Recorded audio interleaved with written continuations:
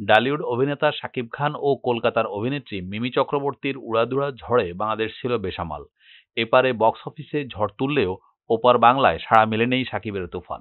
গত 5 জুলাই ভারতে মুক্তি পাওয়া এই ছবি বাংলাদেশের বক্স অফিসে ঝড় তোলে, কিন্তু কলকাতায় সেই ঝড় দেখা গেল না। বক্স অফিসে মুখ থুবড়ে পড়েছে ছবিটি।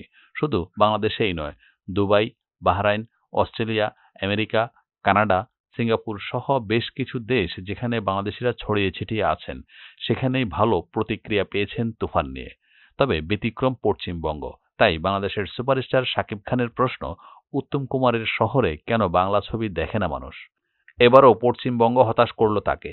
রায়হান রাফি পরিচালিত তুফান ছবিতে শাকিবের পাশে উড়াদুরা মাইয়া মিমির দেখা মিলেছে।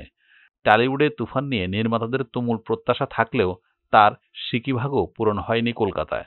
বাংলাদেশে এই ছবির টিকিট পেতে যেখানে মারামারি লেগে যায়, সেখানে উল্টো চিত্র কলকাতার হলগুলোতে। রীতিমতো মাছি তাড়াচ্ছেন হল মালিকরা। তুফানের দুটি গান, লাগে উড়াধুরা এবং দুষ্টু কোকিল, এই বাংলাতেও হিট। তবে বক্স অফিসে তার প্রভাব পড়েনি। ব্যবসা নিয়ে এখনো কোনো আনুষ্ঠানিক ফিগার সামনে আসেনি। তবে প্রথম 5 দিনে ভারত এই ছবির ব্যবসা করেছে মাত্র 7 লাখ টাকা, অর্থাৎ 10 লাখের গণ্ডিও পার করতে পারেনি শাকিব খান। যদিও বাংলাদেশ ও বিশ্বের অন্য প্রান্তের ব্যবসা মেলালে এই ছবি নাকি 35 কোটির গণ্ডি পার করে ফেলেছে। এ বিষয়ে পরিচালক রায়হান রাফি আনন্দবাজারকে দেওয়া এক সাক্ষাৎকারে বলেছেন, তুফান বড় বাজেটের ছবি। বাংলাদেশে 10 থেকে 15 দিনের মধ্যে সেই টাকা আমরা তুলতে পেরেছি। অসাধারণ ঘটনা। তার মানে বাণিজ্যিক ছবির চাহিদা এখনো রয়েছে। পশ্চিমবঙ্গে তুফান ঝড় না ওঠা প্রসঙ্গে পরিচালক বলেন, হাওয়া ও সুড়ঙ্গ ছবির ক্ষেত্রে একটু ভালো ব্যবসা করেছেন তুফান। তুফানে সেটি আরও একটু ভালো হয়েছে। আমার বিশ্বাস আগামী দিনে বাংলাদেশের ছবি পশ্চিমবঙ্গে আরও বেশি সংখ্যক দর্শককে আকর্ষণীয় করবে। ওপার বাংলার একাধিক সংবাদ মাধ্যমের দাবি, শাকিব খানের শেষ 3 সিনেমা প্রিয়তমা, রাজকুমার মেলালে 100 কোটি টাকা আয় করেছে। প্রিয়তমার প্রযোজনা সংস্থা ভার্সেটাইল মিডিয়ার দাবি, তাদের ছবি বিশ্বব্যাপী 42 কোটি টাকার গ্রস কালেকশন এনে দিয়েছে, যা রেকর্ড আয়। নির্মাতাদের আশা, এই আয়কে ছাপিয়ে যাবে তুফান। পুত্র সন্তানের বাবা হলেন ব্যাচেলর পয়েন্ট নাটকের হাবুবাই চরিত্রে পরিচিত জনপ্রিয় অভিনেতা চাষী আলম। বৃহস্পতিবার সকালে গণমাধ্যমকে বিষয়টি নিশ্চিত করেছেন চাষী আলম নিজেই।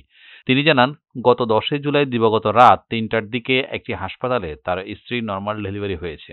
ছেলের নাম প্রাথমিকভাবে রাখা হয়েছে নূর ফারিস্তা। মা এবং সন্তান দুজনেই খুব ভালো আছে। তাদের জন্য সবার কাছে দোয়া চেয়েছেন এই অভিনেতা।